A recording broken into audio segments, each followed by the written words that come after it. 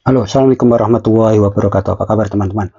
Ini saya hendak share satu emiten Bank BNI, Bank Negara Indonesia, BBNI ya, yang kebetulan tadi keluar atau muncul alertnya di sinyal yang kita set untuk muncul setiap jam 7 karena kita pada prinsipnya no emotion trading, artinya kita tidak akan melibatkan emosi ketika kita melakukan trading saham. Artinya apa?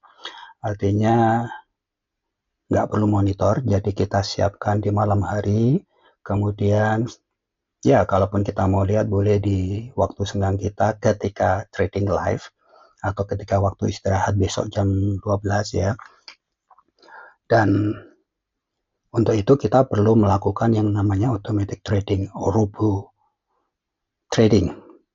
Robo trading itu trading yang kita set secara otomatis yang biasanya disediakan oleh para perusahaan sekuritas. Dan untuk itu kita harus pahami bagaimana kita melakukan pembelian dan juga penjualan. Bagaimana kita melakukan entry dan bagaimana kita melakukan exit. Nah, entry kita lihat di sini, misalkan saja kita mendapati, ini misal saja ya, kita mendapati yang seperti ini karena banyak, jadi kita mendapatkan alert untuk buy di saat kemarin tanggal 11 Agustus, jadi hari kemarin hari Senin, kemudian kita hendak melakukan pembelian di hari tadi, di hari Selasa, maka yang perlu kita perhitungkan adalah ini, gap ini sering terjadi ketika terjadi penguatan dan ada sinyal. Seringkali ada gap 1 tick, 2 tick, atau bisa jadi malah lebih, meskipun sangat jarang, supaya ketika terjadi gap ini kita juga mendapatkan barang. Berarti ketika kita melakukan pembelian, kita harus persiapkan bagaimana seandainya ada gap up dan saya mendapatkan barang. Tapi ada tapinya juga, bagaimana jika kemudian gap up itu hanya sesaat, jadi hanya pada pembukaan kemudian harga turun. Maka ada banyak strategi atau pendekatan yang bisa gunakan, approach yang bisa kita gunakan. Misalkan saja 20% kita siapkan untuk membeli break up, artinya kita lakukan set di automated trading mesin kita. Jika harga di atas harga penutupan, maka lakukan pembelian 25% dari total budget yang kita miliki. Budget untuk perdagangan ini ya, untuk transaksi ini ya. Kemudian sisanya yang 75% di set baris dengan, kita nanti bahas lebih lanjut ya di lain kesempatan, karena disediakan juga oleh pada umumnya sekuritas untuk kita fast buy di beberapa titik di bawahnya. Jadi di titik-titik bawahnya, di sini, sini ya.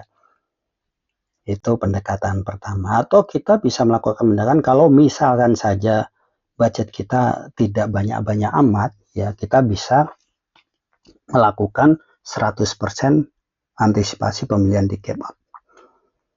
Yang penting adalah bagaimana kita menyesuaikan atau lebih tepatnya men-set strategi exitnya. Nah, kita balik agak ke belakang karena kondisinya berbeda. Ketika ada sinyal beli di tanggal 5 Agustus, ini juga penguatan ya. Kalau kita lihat di sini, penguatan bisa menyebabkan gap up, tapi ternyata di tanggal 6-nya tidak, dan ini bisa karena ada peristiwa yang membuat yang seharusnya naik jadi orang lebih memilih untuk beli secara massal, memilih jual secara massal, itu bisa terjadi. Nah, kalau kita men-set exit kita terlalu ketat, stop loss kita terlalu ketat, misalkan stop lossnya di set hanya 2%, maka ketika ada di sini terjual.